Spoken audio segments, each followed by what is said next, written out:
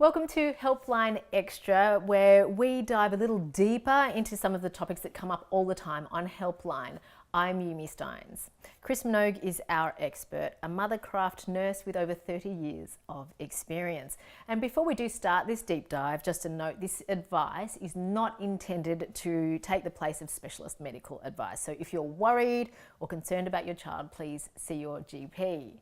Today we're talking about something I'm quite interested in because I just went through it myself. It's about transitioning your little toddler from their cot to the big bed. There's a lot of questions around this, especially this one, Chris. When is it the right time to transition your toddler to the big bed?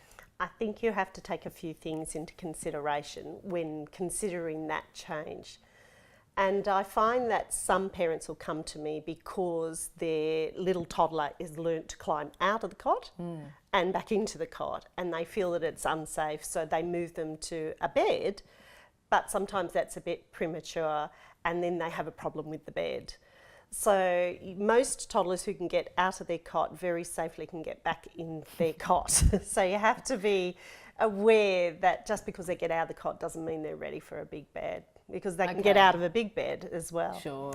They have to be physically and emotionally ready for it. They have to have an understanding of what we ask them to and be able to follow it through. And I find that around 2.5, they're much better at doing that.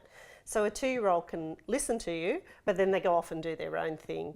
So a 2.5-year-old can listen to you and actually want to follow that through. That's awesome, because that's what my little one transitioned when he was 2.5. Yeah, he's 3 now, so he's there in his big bed. That's right. And physically, I think they need to go from that behaviour where they move around their cot constantly in their sleep, so they sleep upside down and to the side and cross the bed, and they have to be able to sleep safely. So usually what I would do is wait for them to be sleeping in the same position. So they'll almost wake up in the same position, because then I know that they're going to be safe in their bed.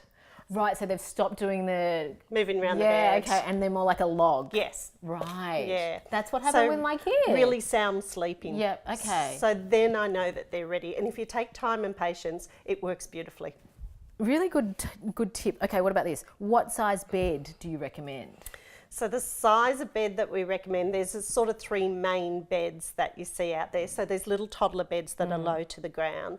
And lots of people will use those thinking that it's safer when they roll out of them. But if they're rolling, they probably shouldn't be in a bed anyway. Okay. So you have the standard single, which is a little bit narrow. But if you can go for a king single, if you can afford it and you can fit it in the room, then I think overall you don't have to make a change in beds for a very long time. They're 1.5 size wide. Yep. So weirdly, you can lay down with them. Not that we necessarily need to do that, but there's lots of room in that bed for that bit of movement that they do in the sleep. And I find if you can buy the best bed that you can afford, then you're doing the right thing. Great, love it. How do you actually go about making The change. Yeah.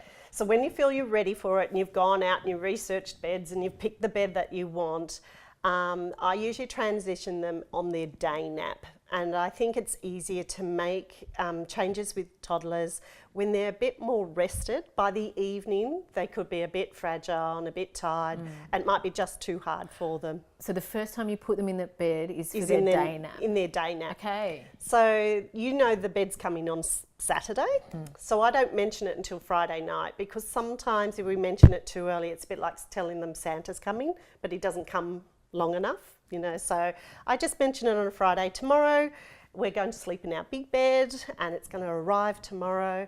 And then in the morning, I actually take the cot down so that they physically know that something's going to change. Take the cot down or move the cot into another room if it's needed for another baby. So take it out, move it in, new bed goes in. And then when it comes to the nap time, I put them into their bed exactly the same way as I would in the cot. There's one thing you might need to consider is if you had a sleeping bag on them in a cot, I would remove that going into a bed, because you don't want them to roll with a bag on. So you're getting rid of that baby sleeping bag type of comfort for them. Put them into their bed, give them a kiss and a cuddle, turn around, walk out, shut the door.